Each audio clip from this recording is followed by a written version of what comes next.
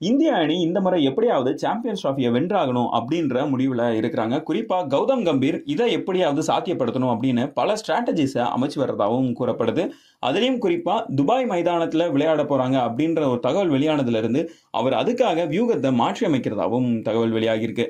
Dubai மைதானத்துல தான் இந்திய அணி அரையிறுதிப் போட்டி மற்றும் இறுதிப் போட்டிகளை விளையாட இருக்குது அப்படின்றது உறுதியாகிடுச்சு அப்படின்னா, கம்பீர் அதற்காகவே துவக்கம் முதல் வியூகத்தை எடுத்து வச்சிருக்கிறாரு. துபாயில சுழற்பந்து வீச்சாளர்கள் ஆதிக்கம் செலுத்துவாங்க அப்படின்றத உணர்ந்து இந்திய அணியில 5 சுழற்பந்து வீச்சாளர்களை தேர்வு செஞ்சாரு. அதிலும் அவரது விருப்பமான T20 ஸ்பெஷலிஸ்ட் ஸ்பின்னர் வருண் சக்கரவர்த்தி ஒரு நாள் அணியிலும் இடம் கிடைக்க வழிவகுத்தாரு. இந்த தொடருக்கு முன் இங்கிலாந்து அணிக்கு எதிரான ஒரு நாள் தொடர்ல ஒரு போட்டியில மட்டுமே விளையாடி இருந்த வருண் சக்கரவர்த்திக்கு சாம்பியன்ஸ் டிராபி தொடர்ல இடம் கிடைக்க அவர் மிக முக்கியமான காரணமாவே இருந்தாரு.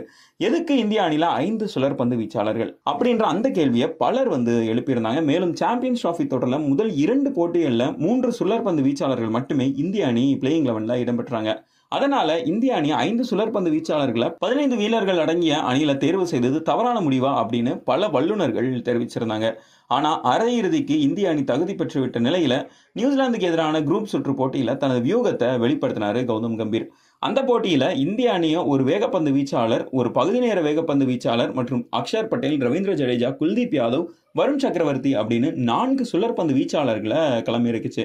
அந்த 4 சுழற்பந்து வீச்சாளர்கள்ல அக்ஷர் பட்டேல் மற்றும் ரவீந்திர ஜடேஜா பேட்டிங் செய்யக்கூடியவர்கள் அப்படின்றதால இந்த வியூகம் இந்திய அணிக்கு மேலும் சாதகமாகவே அமைஞ்சது. நியூசிலாந்து அணி 250 ரன்கள் அப்படின்ற இலக்கை நோக்கி ஆடிய போது இந்திய சுழற்பந்து வீச்சாளர்கள் சமாளிக்க முடியாம திணறி 205 ரன்களுக்கே ஆல் அவுட் ஆனது. அதிலும் கம்பீரோட துருப்புச்சீட்டான வருண் சக்கரவர்த்தி 5 விக்கெட்டுகளை வீழ்த்தி முத்திரையை பதிச்சிருக்கிறாரு. இந்த வியூகத்தை தான் அரையிறுதி போட்டியிலையும் இந்திய அணி செயல்படுத்த இருக்குது. ஆஸ்திரேலியா அணி எப்போதுமே இந்தியாவுக்கு சர்வதேச கிரிக்கெட் தொடர்களில் தலைவலியாவே இருக்கிற ஒரு அணியாவே இருக்கிறாங்க. எனவே இந்த அணிக்கு எதிராக இந்திய அணி 4 சுழற்பந்து வீச்சாளர்களை களமிறக்கி அழுத்தத்தை கொடுக்க உள்ளதா தகவல் வெளியாகியிருக்கு.